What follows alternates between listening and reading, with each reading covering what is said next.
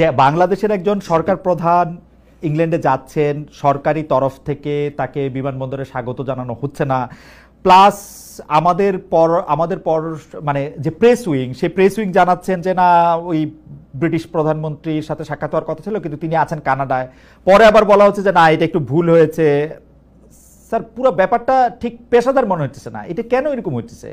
মানে আমি কেন এরকম বলতেছি, প্রফেসর আসিফ নজরুল, আমি খেয়াল করেছি যে প্রফেসর ডক্টর মোহাম্মদ ইউনূস যখন সরকার প্রধান ছিলেন না, তিনি তখন সরকার প্রধান না থাকা অবস্থায় বিদেশে যেতেন, এর থেকে বেশি মনোযোগ, এর থেকে বেশি সম্মান তিনি পেতেন। আমি দেখে জেনে বলতেছি, হঠাৎ আমাদের কি হলো? আমি স্যারকে যতটুকু চিনি, ওনার যে সোশ্যাল বিজনেস সামিটটা আছে ওখানে আপনার কয়েকবার আমি স্যারের সফর সঙ্গী ছিলাম। স্যার কিন্তু এয়ারপোর্টে প্রোটোকল পছন্দ করে না। আমাদের এখান থেকে যখন আমরা স্যারকে বিদায় দিই, স্যার চান না একজন উপদেষ্টাও যেন যান। উনি যখন ফিরে আসেন তখন উনি চান না একজন উপদেষ্টাও যেন থাকে। তো উনি যদি চাইতেন বা উনি যদি ওরকম ভাবে এক্সপেক্ট করতেন বা ওইভাবে যদি অ্যারেঞ্জ করা হতো, স্যারের জন্য আপনার বিশিষ্ট ব্যক্তিরা আপনার এয়ারপোর্টে ওয়েট করতো না, এটা আমি বিশ্বাস করি না। আর এখানে একদম মানে পিন পয়েন্টেড করে কি এক্স্যাক্টলি চাওয়া হয়েছিল সেটা আপনি আমার মনে হয় যে পররাষ্ট্র উপদেশ মন্ত্রণালয় আছে, আমাদের প্রেসিডেন্ট আছে, ওনারা ব্রিফ করবেন, আপনারা জানতে পারবেন। আচ্ছা, আমি প্রফেসর ডক্টর মোহাম্মদ ইউনূস, আপনি আগেই বলেছেন জনাব তারেক রহমানের সাথে সাক্ষাৎ করার কথা, তার কথা আছে, কিন্তু তার আগেও আমরা চ্যাথাম হাউসে যে ইন্টারভিউ দেখলাম, সেই ইন্টারভিউতে দেখলাম যে তিনি বলছেন যে নির্বাচিত সরকার এলে তিনি থাকবেন না, এটা তিনি জোর দিয়ে বলছেন। পাশাপাশি তিনি বলছেন যে তার ক্যাবিনেটে যারা আছেন তারাও কিন্তু থাকবেন না বা আগ্রহ দেখাবেন না। এখানে আমার দুইটা প্রশ্ন আছে আপনার সম্পর্কে। তো আমরা শুনি যে আপনি অলরেডি আমাদের, মানে আমি এখন যে শহরে আছি সেই শহরে বাড়ি কিনছেন, থাকতে শুরু করেছেন, আপনার পরিবার সেখানে থাকছে এবং আপনি যুক্তরাষ্ট্রে সেটেল হবেন, এইগুলি কেউ কেউ আমাকে খুব জোর দিয়েও বলছেন। আপনি যদি একটু বলতেন।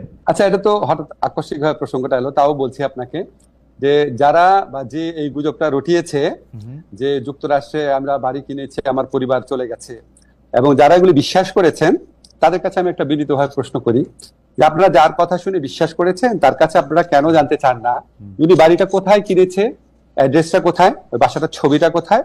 আপনি আমেরিকাতে আছেন অনেকদিন ধরে, আপনি জানেন আমেরিকায় যদি কেউ কোনো প্রপার্টি ওন করে, ফ্ল্যাট হোক, জমি হোক, আমি বা আমার স্ত্রী বা আমার পরিবারের সদস্য, এটা পাবলিক ডকুমেন্ট। পাবলিক ডকুমেন্ট না হলেও আপনি পেইড যে সার্ভিস প্রোভাইডার আছে তাদের কাছ থেকে যে কোনো ভাবে এটা জানা সম্ভব। সম্ভব কিনা বলে? রাইট, সম্ভব, একদমই সম্ভব। তো যারা লুকানো সম্ভব না স্যার, আমেরিকা প্রপার্টি করে লুকানো সম্ভব না। জি জি, যারা এই মিথ্যা, যারা খালেদ একটা মিনিট, যারা এই মিথ্যাচারটা করেছে এবং যারা এটা এই মিথ্যাচারে বিশ্বাস করেছেন তাদের কাছে আমার কয়েকটা কথা আছে। আপনারা নিশ্চয়ই জানেন যে কারো সম্পর্কে সম্পূর্ণ মিথ্যাচার করা, চরিত্র হরণ করা, দোষারোপ করা, এটা ইসলামের দৃষ্টিতে মহাপাপ। এবং আপনি এই মহাপাপটা যারা করলো তাদের কাছে এটা প্রমাণ না, যদি আপনি এই মহাপাপীর কথা প্রচার করেন বা শেয়ার করেন, আপনিও মহাপাপ করছেন। ঠিক আছে? আল্লাহর ভয় করেন। আপনাদেরকে আমি গ্যারান্টি দিচ্ছি যে আমেরিকাতে আমার কোনো প্রপার্টি নাই, আমেরিকাতে আমার পরিবারের কারো কোনো প্রপার্টি নাই, আমাদের কোনো ব্যাংক অ্যাকাউন্ট নাই, কিচ্ছু নাই। কিন্তু আপনাদের কাছে আমার এক্সপেকটেশন হচ্ছে যে বা যারা এই মিথ্যাটা রটিয়েছে তাদেরকে বলবেন প্রমাণ দিতে, 1 নাম্বার। 2 নাম্বার হচ্ছে, বাংলাদেশে তো আমার বাচ্চারা স্কুলে পড়ে, ঠিক আছে? সেই স্কুলে যারা সহপাঠী আছে, টিচার আছে, তারপর আমার স্ত্রী এক জায়গায় অত্যন্ত প্রসিদ্ধ একটা জায়গায় 6 বছর যাবত ইকোনমিস্ট হিসেবে কাজ করে। উনি বিভিন্ন ইকোনমিক মানে কনফারেন্সে যান। এখানে কারো না কারো কাছ থেকে তো জানা একটা সোর্স লাগবে, কাউকে না কাউকে বলতে। কারো কাছ থেকে যদি না শুনে, কেউই বললো না, আমার ওয়াইফের কলিগ, আমার বাচ্চার স্কুলের টিচার, আমার কলিগ, আমার প্রতিবেশী, কারো কোনো সূত্র উল্লেখ না করে, বাসার অ্যাড্রেস না দিয়ে, দলিল না দিয়ে, কোনো সাক্ষ্য প্রমাণ ছাড়া একটা মানুষ একটা কথা বলে আপনি এটা বিশ্বাস করলেন। এবং এই যে বিশ্বাস করলেন, দাঁড়ান একটা মিনিট খালেদ, আমাকে বলতে হবে, আপনি যেহেতু প্রসঙ্গ তুললেন, আপনি যে বিশ্বাস করলেন, এখন আপনার দায়িত্ব হচ্ছে যে এই কথাটা রটিয়েছে বা যেই কথাগুলো রটিয়েছে তাদেরকে বলেন যে কোনো একটা প্রমাণ হাজির করার। যদি সে প্রমাণ হাজির করতে না পারে বা তারা যদি প্রমাণ হাজির করতে না পারে, তাহলে তাদের কোনো কথা বিশ্বাস করবেন না। আর যদি আমার বা আমার পরিবারের আমেরিকাতে কোনো property, flat, land, bank account কোনো কিছু পান, তাহলে আমাদের সারা জীবন বিশ্বাস করবেন না। বাংলাদেশে যত অনুসন্ধানী সাংবাদিক আছে, আমেরিকাতে যত অনুসন্ধানী সাংবাদিক আছে, সবার কাছে চ্যালেঞ্জ ছুড়ে দিলাম, এই মিথ্যাবাদী, এর পরিচয়, এর মিথ্যাচারের মুখোশ উন্মোচন করেন। কারণ এগুলি করে তারা সরল মনা মানুষ, তাদেরকে বিভ্রান্ত করে, তাদের দুঃখ দেয়, এবং এগুলি আপনার অনেক বেশি হচ্ছে। এই একটা জিনিস প্রমাণ চান, চ্যালেঞ্জ ছুড়ে দিলাম, প্রমাণ চান। প্রফেসর আসিফ নজরুল কিন্তু অনেক বড় একটি চ্যালেঞ্জ ছুড়ে দিয়েছেন এবং এটা খুব সহজেই এটা প্রমাণ করা সম্ভব তিনি যদি আসলে কোনো প্রপার্টি কিনে থাকেন। প্রফেসর আসিফ নজরুল, আসলে আমরা অনেকগুলি বিষয় নিয়ে আজকে কথা বলতে হবে, আপনাকে আমরা পেয়েছি সেজন্য, আবার একটু দেরিও হয়েছে সেজন্য অনেকগুলি বিষয় নিয়ে কথা বলতে হবে। আমি যেহেতু প্রসঙ্গটা উঠলো, অনেকে বলছে যে আপনি সবার আগে বোধহয় আপনি এই কথাটি তুলেছিলেন যে যারা রাষ্ট্রীয় ক্ষমতায় বা দায়িত্বে থাকে তাদের সম্পদের হিসাব দেওয়া উচিত। আপনি কি আপনার সম্পদের হিসাবও দিবেন কিনা একবার এই কথাগুলো একটু বলে ফেলা।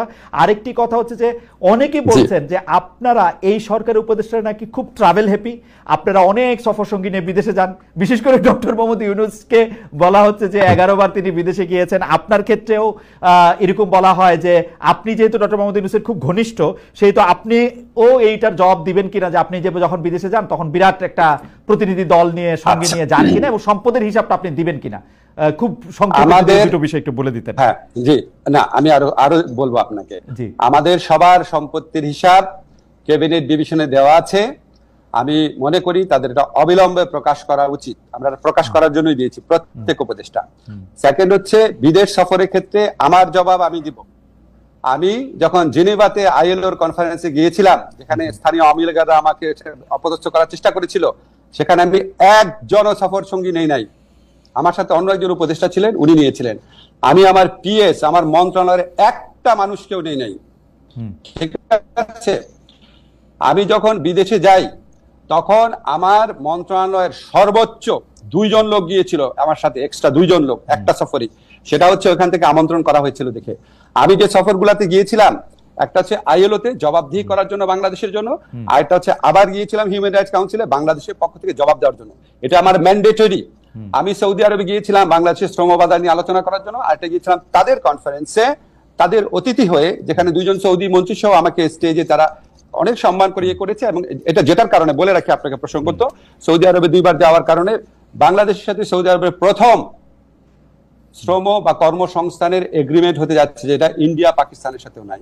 আর আমি গিয়েছিলাম মালয়েশিয়াতে, সেখানে আমার সফর সঙ্গী ছিল একজন, সরি সেখানে সফর সঙ্গী ছিল 2 জন, মালয়েশিয়াতে 2 জন, সর্বোচ্চ 2 জন, এবং কোন